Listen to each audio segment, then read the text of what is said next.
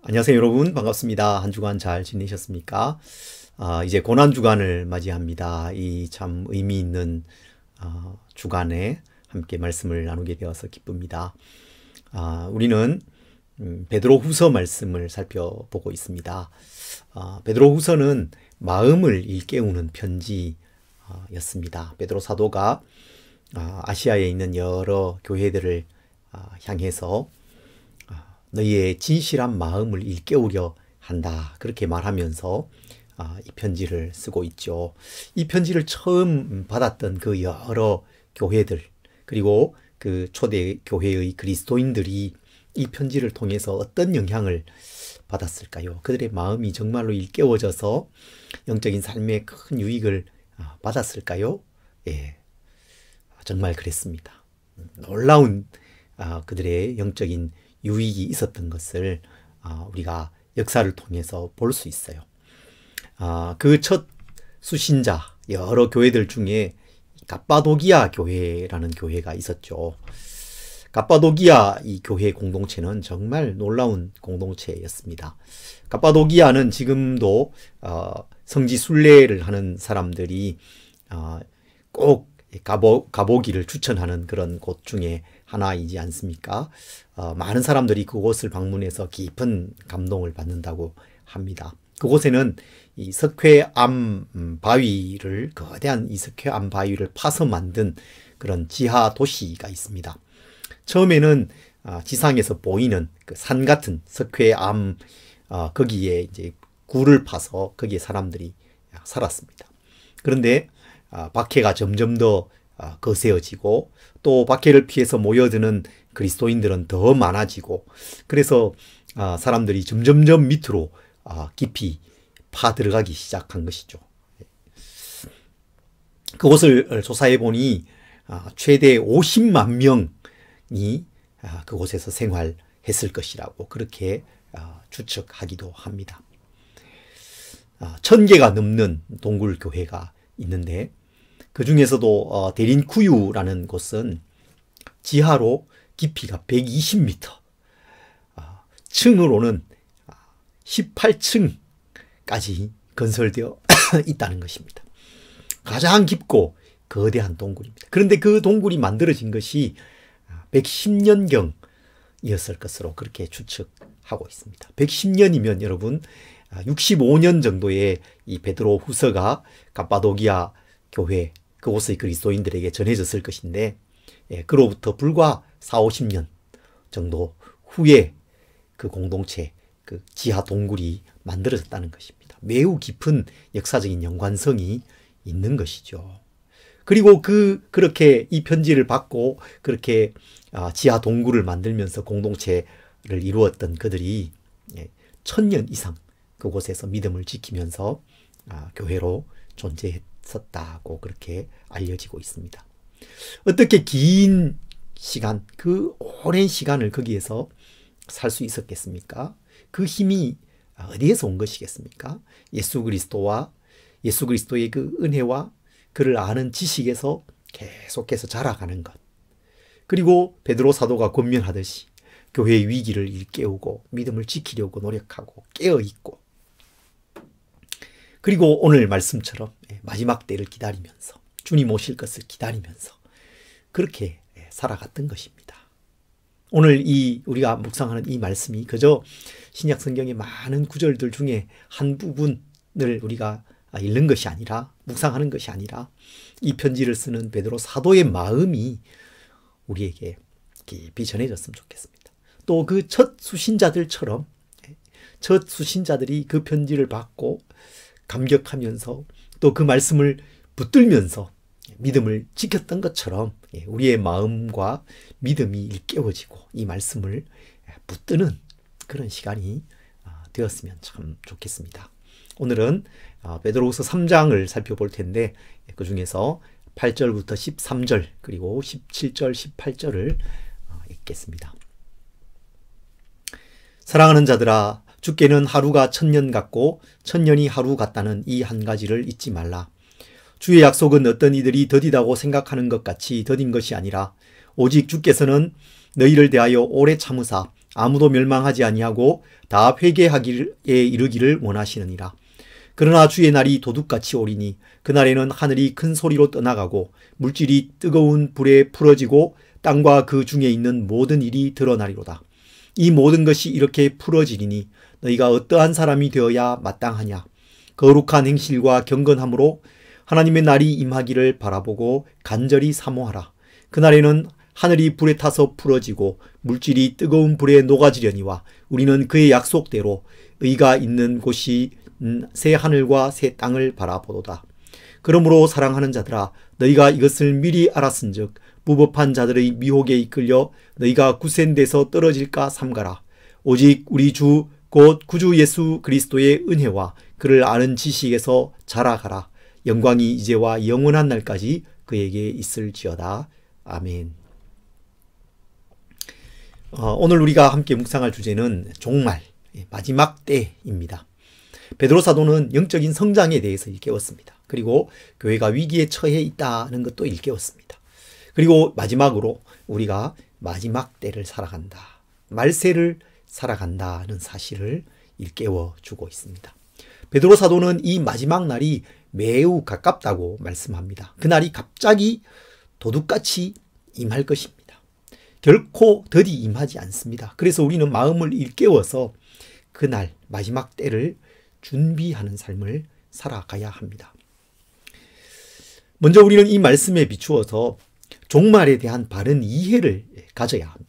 좀 거창하게 말하면 종말론적인 세계관을 정립하고 살아가는 것입니다.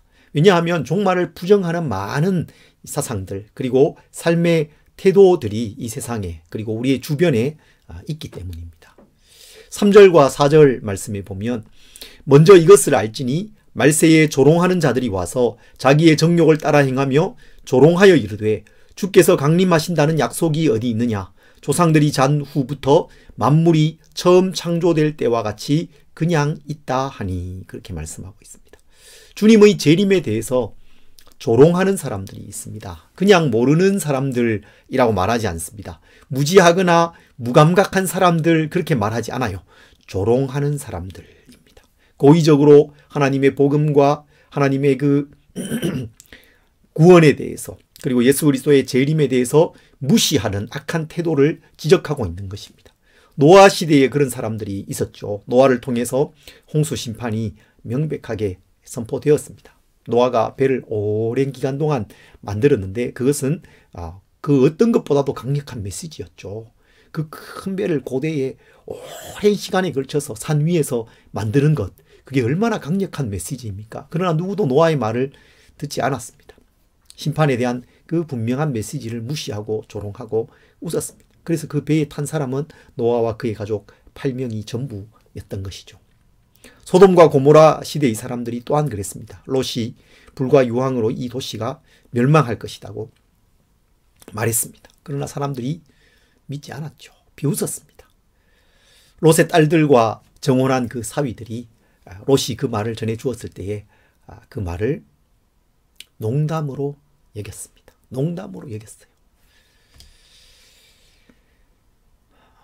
롯을 따라서 소돔을 빠져나온 사람은 롯의 두 딸과 아내뿐이었습니다. 또 그마저도 롯의 아내는 뒤를 돌아보므로 소금 기둥이 되고 말았죠.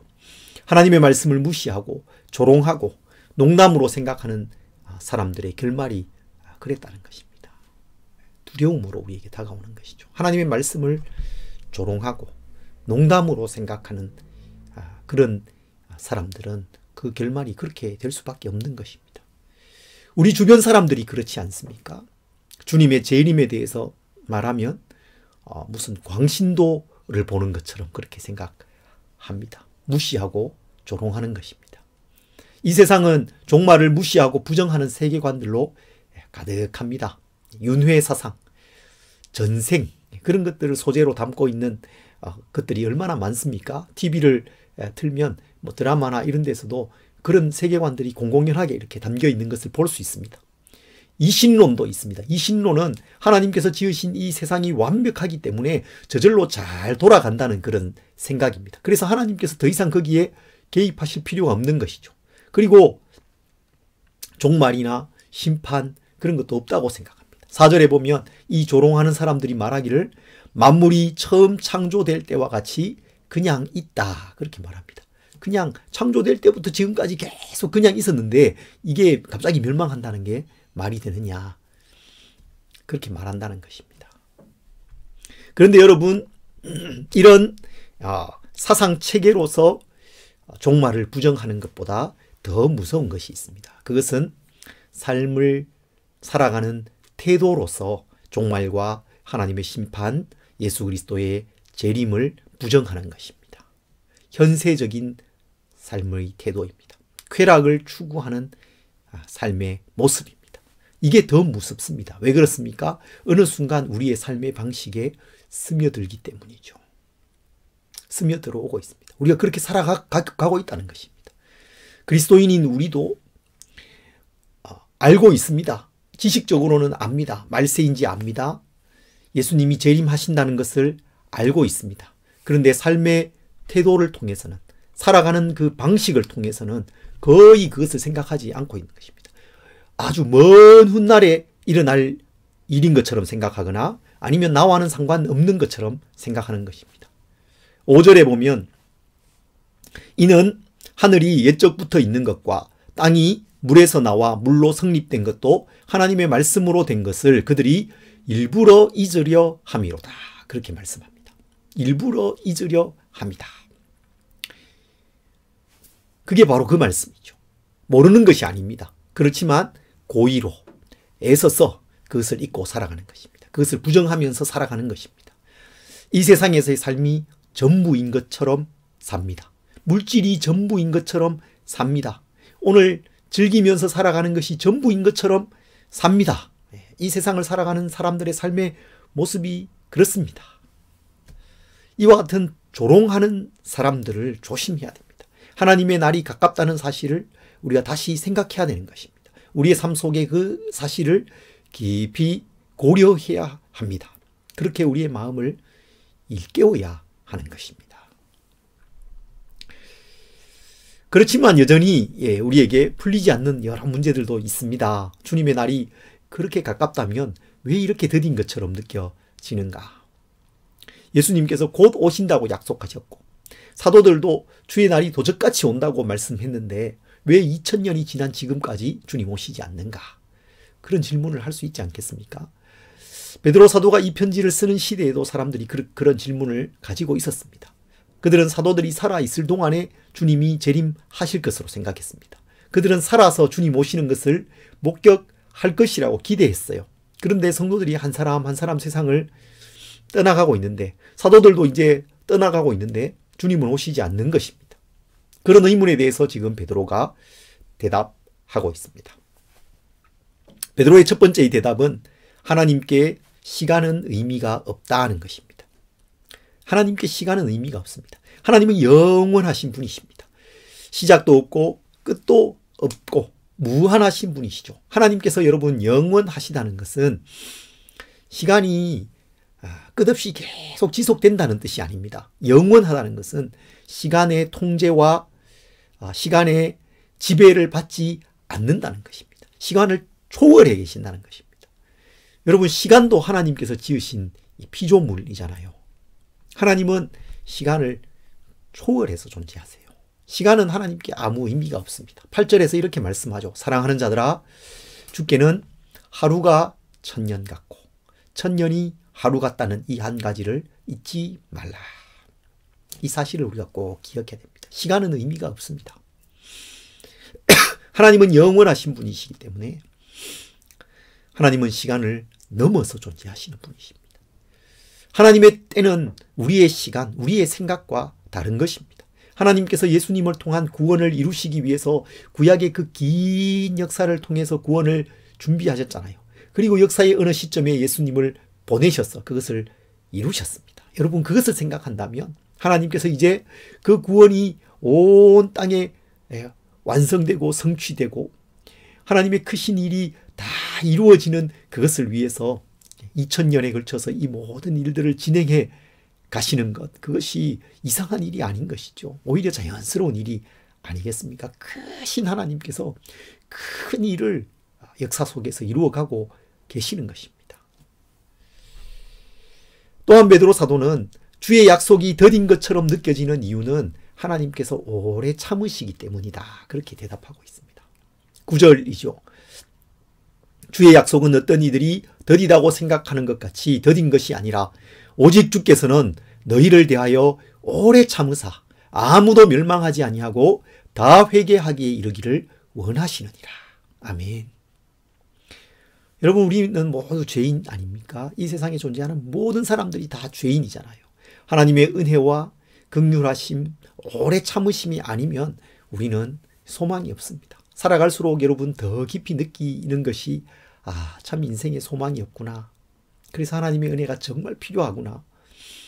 그걸 느끼잖아요. 죄 가운데 살아가는 인간을 향해서 하나님의 진노가 있습니다. 하나님의 진노가 머물러 있습니다. 하나님께서 죄인들에게 그 진노를 쏟아 부으시면 그 진노 앞에 견딜 수 있는 사람이 없습니다. 살아날 사람이 없습니다. 소돔과 고모라처럼 다 멸망하고 말 것입니다. 다만 긍휼에 풍성하시고 오래 참으시는 하나님께서 우리가 회개하고 돌아오도록 오늘도 참으시고 오늘도 기다리시기 때문에 이 세상이 보존되고 있는 것입니다. 우리가 살아있는 것입니다. 그 하나님의 오래 참으심의 결과로 구원받은 사람이 바로 우리 아닙니까? 바로 나 아닙니까? 그래서 우리는 주님의 이 약속, 주님께서 곧 오실 것이다. 그러나 다 회개하기에 이르기를 주님 기다리시고 참고 계신다라는 사실을 붙들고 주님 오심을 기다리면서 살아가야 되겠습니다. 이렇게 우리가 마지막 때를 살아가고 있다는 이 놀라운 사실, 중요한 사실, 이 사실을 말씀한 이 사도 베드로가 성도들을 향해서 이제 묻습니다. 정말 중요한 질문. 이 땅에 살아가는 우리 모두가 스스로에게 물어보아야 할 그 질문을 던지고 있습니다. 11절 말씀이죠. 이 모든 것이 이렇게 풀어지리니 너희가 어떠한 사람이 되어야 마땅하냐. 마지막 날이 이렇게 임할 것인데 어떠한 사람이 되어야 마땅하냐. 이 말세를 어떻게 살아갈 것인가. 그 질문을 우리에게 던지고 있습니다. 종말이라는 그 거대한 관점 아래에서 살아가는 우리가 어떤 삶을 살아가야 마땅할까? 그것을 생각해 보아야 된다는 것입니다. 그리고 그 관점에서 우리 인생을 재설정해야 됩니다. 재편성해 가야 되는 것입니다. 다시 질서를 세워가야 하는 것입니다. 베드로 사도는 우리의 인생을 바꿔놓을 질문을 던지고 있는 것입니다. 어떠한 사람이 되어야 마땅하냐? 그리고 그 질문에 스스로 대답합니다. 어떻게 대답합니까? 거룩한 행실과 경건함으로 하나님의 날이 임하기를 바라보고 간절히 사모하라. 우리가 암송하고 마음에 새겨야 될 그런 말씀 아니겠습니까? 거룩한 행실과 경건함으로 하나님의 날이 임하기를 바라보고 간절히 사모하라. 경건하고 거룩한 삶을 살아가라고 격려하고 있습니다. 여기서 말하는 거룩과 경건한 삶이 그저 흰 옷 입고 산에 올라가서 주님 오실 날을 그저 기다리는 그런 걸 말하는 것이 아니죠. 오늘 이 하루하루를 하나님 앞에서 힘써서 살아가는 것, 최선의 삶을 살아가는 것, 그것을 말하는 것입니다. 여러분, 내가 마지막 때를 살아간다는 것을 깨닫고 그 사실을 내 삶에 깊이 고려한다면 내 삶이 어떻게 달라질까요? 내가 지금까지 중요하게 여기면서 붙들고 살아온 것이 여전히 중요할까요? 여전히 중요하겠습니까? 여러분, 내가 하는 일을 대하는 나의 이 자세와 태도가 어떻게 달라지겠습니까? 주변 사람들을 대하는 나의 마음과 태도는 어떻게 달라질까요? 여러분, 가족들을 대하는 태도가 조금 달라져야 하지 않겠습니까? 공동체 속에서 지체들을 대하는 나의 이 마음이 좀 달라져야 되지 않을까요? 여러분, 예배를 통해서 하나님께 나오는 나의 이 마음과 자세가 어떻게 달라져야 되겠습니까? 여러분, 이런 구체적인 질문들을 스스로에게 던져보십시오. 그러면서 종말의 관점에서 삶을 재조정해 가는 것, 좀 달라져야 된다면 그렇게 달라지는 것, 그것이 거룩 거룩하고 경건한 삶을 살아가는 것입니다. 주님 내일 임하신다면 오늘 나는 무엇을 해야 할까? 오늘 나는 그러면 무엇을 또 하지 말아야 할까? 우리의 하루하루를 이 질문에 대해서 대답하면서 그렇게 살아가야 한다는 것입니다. 말씀을 준비하면서 저에게 큰 도전이 된 한 가지 사실이 있습니다. 여러분, 놀랍게도 우리가 종말 또 예수님의 이 재림에 대해서 거의 생각하지 않고 하루하루를 살아간다는 것입니다. 엄청나게 중요하고 엄중한 사실인데도 불구하고 우리가 거의 고려하지 않습니다. 이 세상에 살아가는 이 현세적인 삶에 거의 매몰되어서 살아가고 있는 것입니다. 어떻게 해야 되겠습니까? 이 중요한 사실, 주님 오신다는 것, 주님 오실 날이 멀지 않았다는 이 사실을 우리가 계속 묵상해야 됩니다. 매일 생각해야 됩니다. 기억해야 됩니다. 우리의 매일의 기도에 이 중요한 사실이 늘 포함되어야 되는 것입니다. 그리고 내 하루의 삶을 평가할 때에 이 관점에서 평가해야 되는 것입니다. 내일 주님 오신다면 오늘 내 삶을 어떻게 내가 평가할 것인가? 그렇게 하루하루를 우리가 살아가기를 힘써야 되는 것입니다. 이 정보를 우리의 마음에 계속해서 담고 또 상기시키고 그렇게 해가야 되는 것이죠. 여러분, 이번 주간이 고난주간이지 않습니까? 예, 특별히 우리 공동체는 마가복음에 있는 이 순환, 십자가와 순환에 대한 말씀을 읽으면서 이 한 주간을 보내려고 합니다. 그와 동시에 매일매일 우리가 이 마지막 때를 살아가고 있다는 것, 그것을 우리가 꼭 기억했으면 좋겠습니다. 이 고난 주간에 주님, 내가 오늘도 주님 오실 날을 기다리면서 살겠습니다. 그날을 사모하면서 살겠습니다. 경건하고 거룩한 삶을 살겠습니다. 그런 결단과 기도가 매일매일 있었으면 좋겠어요. 여러분, 특별히 이 전 세계적인 코로나 팬데믹과 우크라이나와 러시아의 이 전쟁, 이런 것들이 주님 오실 시간이 점점 더 가까이 다가오고 있다는 것을 가리키고 있지 않습니까? 깨어서 기도하면서 이 고난주간, 영적인 이 절기를 정말 풍성하게 보내는 우리 지체들이 되시기를 바랍니다. 베드로 사도는 이 짧은 편지를 마무리하면서 이미 언급했던 중요한 사실을 성도들에게 다시 한번 강조하면서 이 편지를 마무리합니다. 한 가지는 주의하라 하는 것입니다. 조심하라 하는 것입니다. 17절이죠. 그러므로 사랑하는 자들아, 너희가 이것을 미리 알았은즉 무법한 자들의 미혹에 이끌려 너희가 구센돼서 떨어질까 삼가라. 이단의 공격도 있고 여러 가지 그런 공격이 있는데 거기에서 미혹되지 않도록, 떨어지지 않도록 조심해라. 그리고 한 가지 더 당부합니다. 18절이죠. 오직 우리 주 곧 구주 예수 그리스도의 은혜와 그를 아는 지식에서 자라가라. 영광이 이제와 영원한 날까지 그에게 있을지어다. 아멘. 계속해서 자라가라. 1절의 1장의 내용, 우리가 2주 전에 나누었던 말씀을 여러분 기억하시죠? 지속적이고 균형 있는 그 성장에 대해서 다시 한 번 더 강조해주고 있습니다. 계속해서 그렇게 자라갈 것을 강조하고 있어요. 여러분, 이 마지막 때에 우리가 해야 할 일 무엇이겠습니까? 예수 그리스도의 은혜와 그를 아는 지식에서 자라가는 것입니다. 계속 성장해 가는 것입니다. 주님 알아가는 것이죠. 주님 예배하는 것입니다. 주님 안에서 자라가는 것. 여러분, 그것 말고 뭐가 더 있겠습니까? 계속해서 그리스도 안에서 성장해 가는, 그래서 그분께 영광을 돌려드리는 그런 삶을 살아가시기를 바랍니다. 이제 말씀을 마무리하려고 합니다. 베드로 사도는 이 중요하고 엄중한 이 마지막 권면을 깊은 사랑을 담아서 전해줍니다. 이 편지는 사랑의 편지예요. 베드로의 사랑이 뚝뚝뚝뚝 떨어지는 그런 편지입니다. 3장에서 베드로 사도는 아시아의 이 그리스도인들을 향해서 사랑하는 자들아 그렇게 부릅니다. 거듭해서 그렇게 불러요. 3장에만 그러므로 사랑하는 자들아, 사랑하는 자들아 4번 반복해서 부릅니다. 1절과 8절, 14절과 17절 그렇게 부르고 있어요. 그들을 향한 깊은 사랑과 애정을 담아서 이 편지를 쓰고 있는 것입니다. 여러분, 베드로가 부활하신 예수님 만났을 때 예수님께서 베드로에게 물으셨죠. 네가 나를 사랑하느냐? 3번 물으셨잖아요. 네가 나를 사랑하느냐? 베드로가 3번 답하죠. 주님, 내가 주님 사랑하는 줄 주님께서 아십니다. 주님 사랑합니다.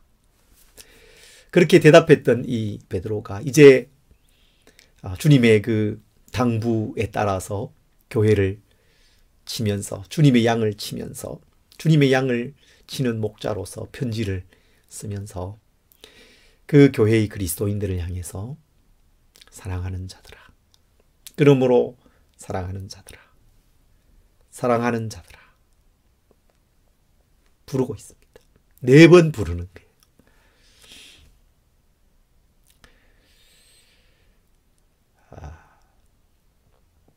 예수님의 그 몸된 교회를 향한 베드로의 깊은 사랑, 우리를 향한 깊은 사랑이 거기에 담겨 있습니다. 그런 사랑으로 우리를 향해서 권면합니다. 이 마지막 때를 거룩함과 경건함으로 꼭 살아가라고, 믿음을 잘 지켜가라고. 그 사랑을 깊이 느꼈고 받았던 그 갑바도기아 교회는 그 지하 굴을 파면서 믿음을 지키고 1000년 동안 그 교회를 지켜갔다는 것이죠. 여러분, 예수님을 사랑하고 알아가면서 계속 자라가시기 바랍니다. 이 위기의 시대, 교회의 위기를 바라보면서 기도하고 또 교회를 계속해서 세워 가시기를 바랍니다. 무엇보다 마지막 때가 가깝습니다. 주님 오실 날이 가깝습니다. 날마다 주님 오실 날이 가깝구나. 오늘 주님 오실 날을 내가 기다리면서 주님 사모하면서 살아가야겠구나. 거룩함과 경건한 삶을 힘써서 살아가는 우리 모든 성도님들이 다 되시기를 간절히 소망합니다.